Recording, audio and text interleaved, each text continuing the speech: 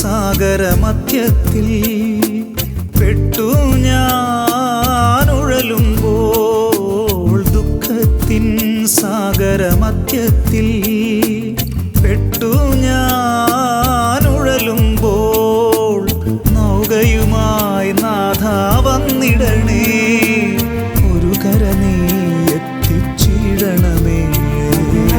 യേശുവേ യേശുവേ യേശുവേ യേശുവേ യേശുവേ കൃപയേകുകിൽ ഈ ജന്മം എത്ര ധന്യമാ.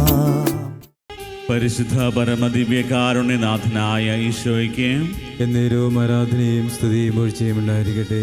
നിത്യസ്തുതിക്ക് യോഗ്യനായ പരിശുദ്ധ പരമദിവ്യകാരുണ്യനാഥനായ ഈശോയ്ക്ക് എന്നേരവും ആരാധനയും സ്തുതിയും ഒഴിച്ചയും ഉണ്ടായിരിക്കട്ടെ. കാരുണ്യത്തോടെ ഈ ആൾത്താരയിൽ ഞങ്ങളുടെ കൂടെ ആയിരിക്കുന്ന പരിശുദ്ധ പരമദിവ്യകാരുണ്യനാഥനായ ഈശോയ്ക്ക് എന്നേരവും ആരാധനയും സ്തുതിയും ഒഴിച്ചയും ഉണ്ടായിരിക്കട്ടെ.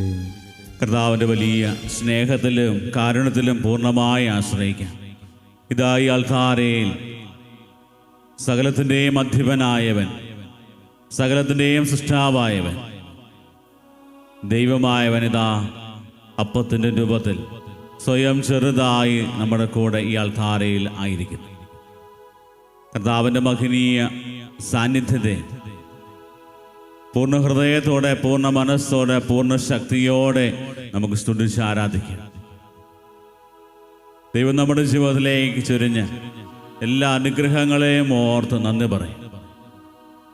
ഏറ്റവും കൂടുതലായി ദൈവം നമ്മളോട് ഓരോരുത്തരോടും കരുണ കാണിച്ചു എന്നതിൽ ദൈവത്തിന് നന്ദി പറയാം.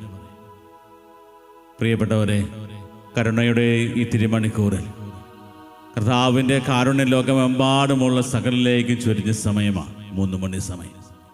കർത്താവിൻ്റെ കാരുണ്യത്തിൽ പൂർണ്ണമായി ശരണപ്പെട്ടുകൊണ്ട് നമുക്ക് പ്രാർത്ഥിക്കാം. ഈശോയുടെ തിരുഹൃദയത്തിൽ നിന്ന് ഞങ്ങൾക്ക് കാരുണ്യ സ്രോതസ്സായി ഒഴുകിയിറങ്ങിയ തിരുരക്തമേ, തിരുജലമേ, ഞങ്ങളങ്ങിൽ ശരണപ്പെടുന്നു.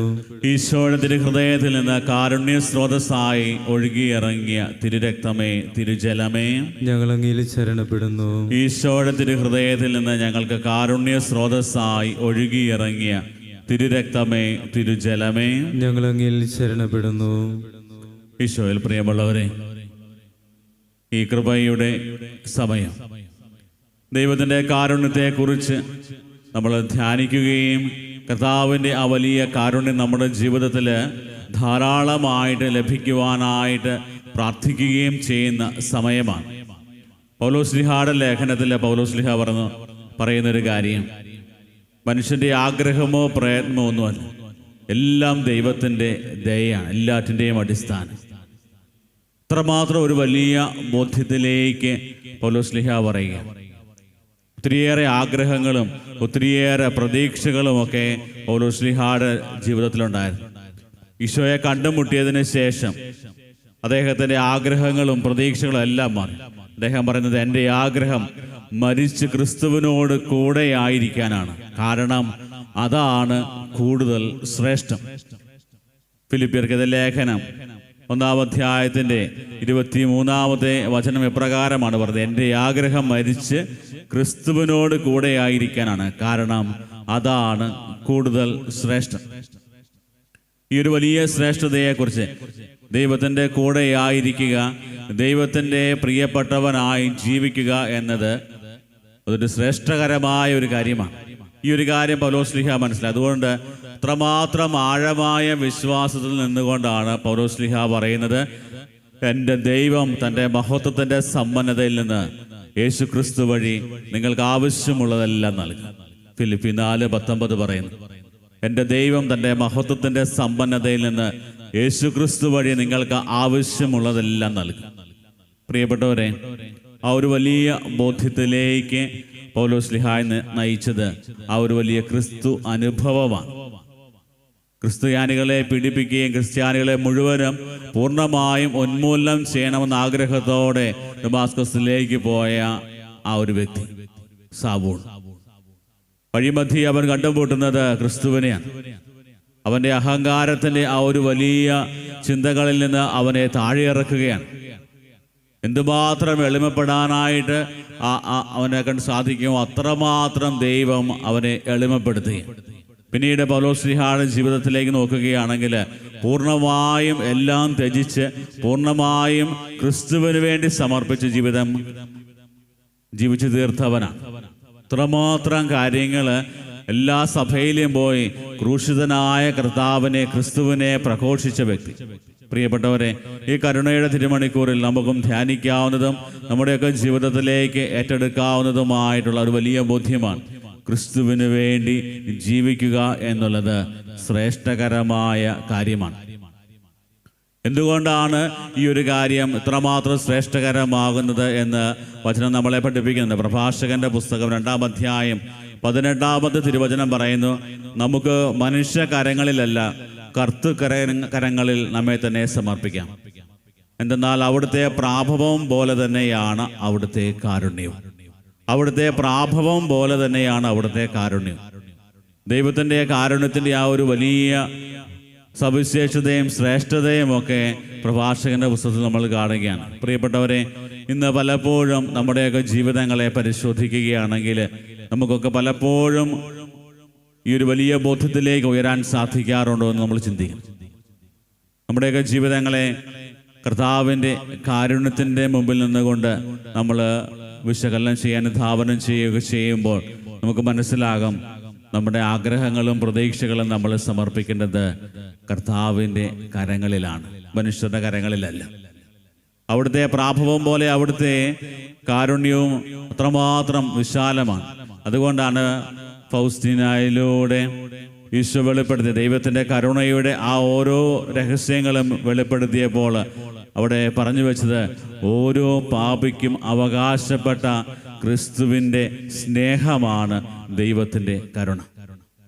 ഓരോ പാപിക്കും അവകാശപ്പെട്ട ക്രിസ്തുവിൻ്റെ സ്നേഹമാണ് ദൈവത്തിൻ്റെ കരുണ. അതായത് ഓരോ പാപിയോടും ദൈവം കാണിക്കുന്ന സ്നേഹമാണ് കരുണ. പ്രിയപ്പെട്ടവരെ, അതാണ് ദൈവത്തിൻ്റെ സമ്പന്നത. പൗലോസ്ലീഹ ഉറക്കെ പ്രഘോഷിച്ചത് ഫിലിപ്പിയർക്ക് എഴുതിയ ലേഖനത്തിൽ പറഞ്ഞതുപോലെ കർത്താവ് നിന്റെ മഹത്വത്തിൻ്റെ സമ്പന്നതയിൽ നിന്ന് നമുക്ക് നൽകുമെന്ന് പറഞ്ഞത്. ദൈവത്തിൻ്റെ സമ്പന്നത എന്താണ്? സ്നേഹത്തിൻ്റെ സമ്പന്നതയാണ്. അത് കരുണയുടെ സമ്പന്നതയാണ്. അത്രമാത്രം കരുണ കാണിക്കാൻ മനുഷ്യനേക്കാളും ഉപരിയായിട്ട് ദൈവത്തിന് മാത്രമേ സാധിക്കത്തുള്ളൂ. ആ ഒരു വലിയ ബോധ്യത്തിലാണ് പൗലോസ്ലീഹയുടെ ജീവിതം പിന്നെ മുന്നോട്ട് പോകും. പ്രിയപ്പെട്ടവരെ, ഇന്ന് നമ്മുടെ ജീവിതങ്ങളെ പരിശോധിക്കുവാൻ, കർത്താവിൻ്റെ കാരുണ്യം തിരിച്ചറിയുവാനും അത് തിരിച്ചറിഞ്ഞ് അതിനനുസരിച്ച് ജീവിക്കുവാനും നമുക്ക് സാധിക്കണം. ഇന്ന് പലപ്പോഴും ഈ ഒരു കാര്യങ്ങളെക്കുറിച്ചുള്ള ബോധവും അതുപോലെ അറിവും ജ്ഞാനവും ഒക്കെ നമുക്ക് ലഭിക്കും. അതിനുശേഷം നമ്മുടെ ജീവിതത്തെ ആ ഒരു വലിയ ബോധ്യങ്ങൾക്കനുസരിച്ച് ക്രമീകരിക്കുക എന്നത് പലപ്പോഴും നമ്മുടെ ജീവിതത്തിലെ ഒരു വലിയ പരാജയമൊക്കെ ആയിട്ട് മാറുകയാണ്. അത്രമാത്രം ദൈവത്തിൻ്റെ കാരുണ്യവും സ്നേഹവും ഒക്കെ അനുഭവിച്ചറിയുകയും അതിനുശേഷം ആ ഒരു കാരുണ്യത്തെ അനുസ്മരിച്ചുകൊണ്ട് അതിനനുസരിച്ച് നമ്മുടെ ജീവിതത്തെ ക്രമീകരിക്കാൻ ദൈവം കരുണ കാണിച്ചതുപോലെ എൻ്റെ ജീവിതത്തിൽ മറ്റുള്ളവരോട് കരുണ കാണിക്കുവാനായിട്ട് ഞാൻ എൻ്റെ ജീവിതത്തെ തയ്യാറാക്കുമ്പോൾ മാത്രമാണ് ദൈവ കരുണ എൻ്റെ ജീവിതത്തിൽ പൂർണ്ണമാകുക. എൻ്റെ ജീവിതത്തിലൂടെ ദൈവകരുണയെ ഞാൻ പ്രഘോഷിക്കുന്നത്. പ്രിയപ്പെട്ടവരെ, അപ്രകാരമുള്ള ഒരു വിശുദ്ധ ജീവിതത്തിന് സാക്ഷികളാകുവാൻ, അപ്രകാരമുള്ള ഒരു വിശുദ്ധ ജീവിതത്തിൻ്റെ ഉടമകളായിട്ട് നമ്മൾ ഓരോരുത്തരും മാറാനായിട്ട് ഈ നിമിഷം ദിവ്യകാരുണ്യനാഥൻ്റെ മുമ്പിലായതുകൊണ്ട് നമുക്ക് തീരുമാനമെടുക്കാം. പ്രിയപ്പെട്ടവരെ, പൗലോസ്ലീഹായുടെ ഏറ്റവും ശക്തമായ ഒരു പ്രബോധനമായിരുന്നു നമ്മൾ കേട്ടത്. അദ്ദേഹം പറഞ്ഞ കാര്യം, കർത്താവിന് വേണ്ടി ജീവിക്കുക എന്നത് ഏറ്റവും ശ്രേഷ്ഠകരമായ കാര്യമാണ്.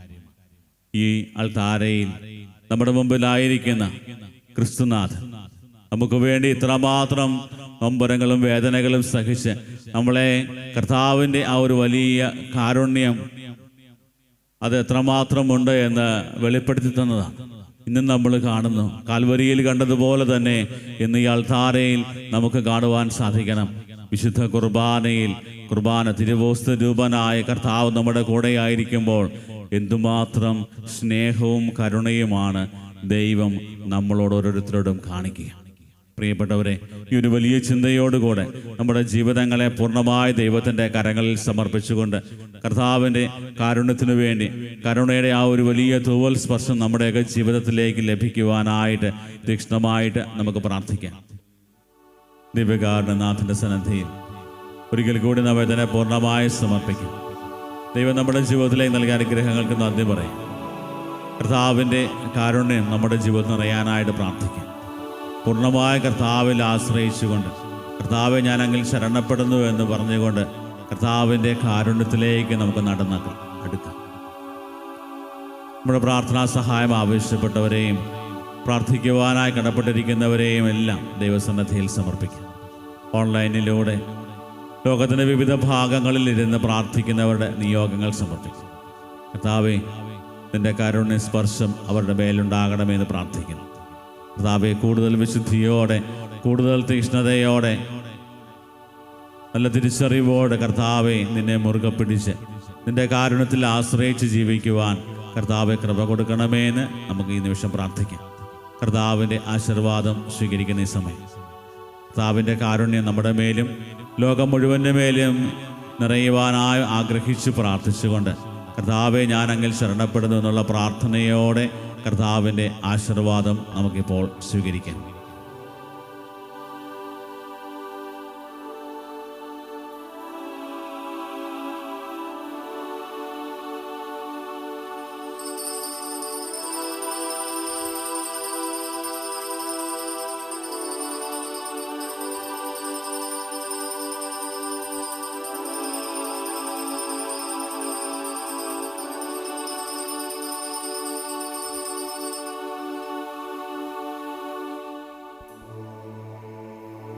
പരിശുദ്ധ പരമമാ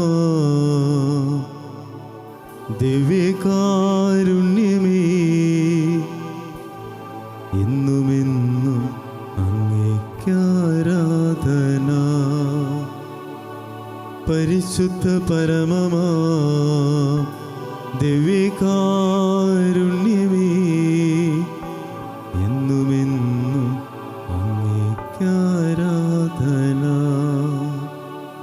പരിശുദ്ധ പരമമാ